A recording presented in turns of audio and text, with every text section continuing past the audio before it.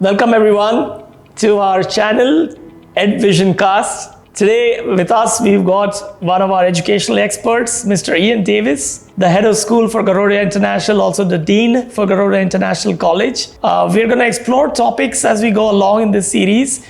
Today's hot trending topic is ChatGPT, and so we're going to talk a little bit about it and know a little bit more about ChatGPT from Mr. Ian in our conversation with him. So getting started, Mr. Ian. Good morning, good morning. Good morning, good morning. Nice to see you. What are your initial thoughts on ChatGPT? I suppose my initial thoughts were of horror and shock, but as an educationalist, you quickly learn that there are advantages to some of the technology that's being produced.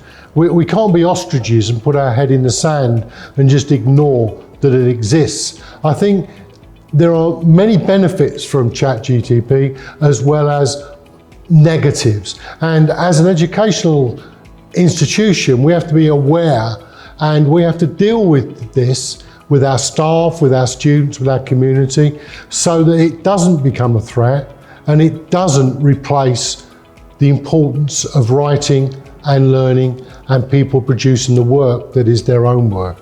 Absolutely, well said. I think just leading on with that, what are some of the things that as an educator, I or you can do in the classroom to ensure that the students' work is credible and valid and not entirely from an open AI source?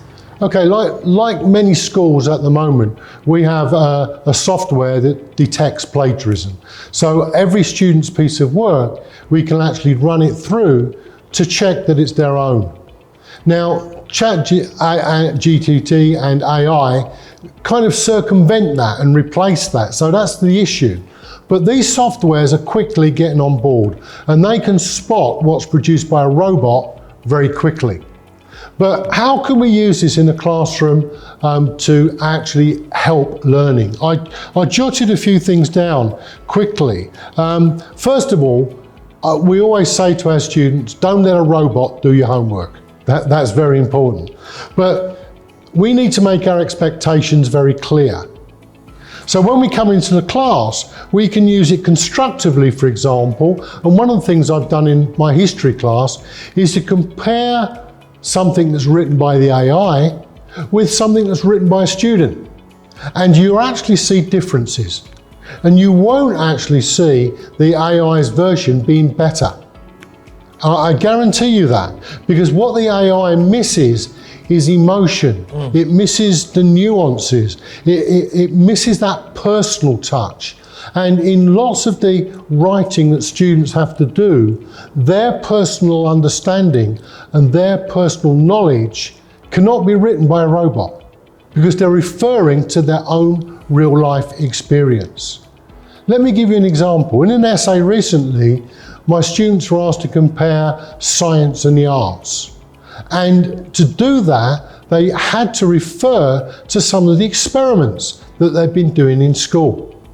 A robot cannot do that. A robot cannot refer to when I looked at how yeast is grown or something like that. So that's one way you can use it constructively.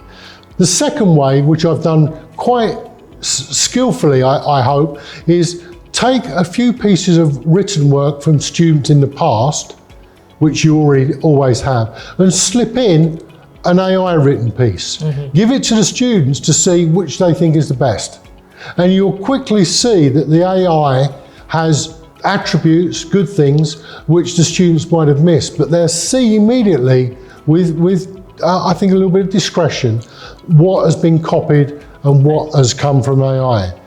Lastly, I use a lot of primary accounts.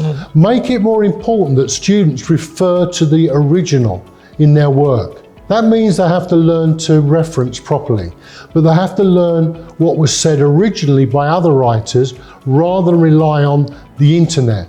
Now, this AI is not something new. We've always had students who thought that cutting and pasting from the internet was acceptable. It's not. That's theft of somebody's ideas.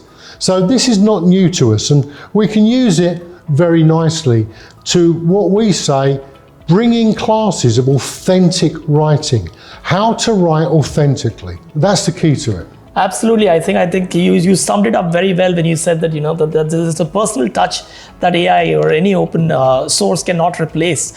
The emotions, knowing the students. I think it gets down to getting in the classroom, having that interaction with the students and knowing them so well that you know what they can and cannot write and what they can produce, what kind of quality they can produce. And once you have that connect with the students, I think it's easier for you then to recognize their work against a robot, like you said. I think absolutely well said by Mr. Ian.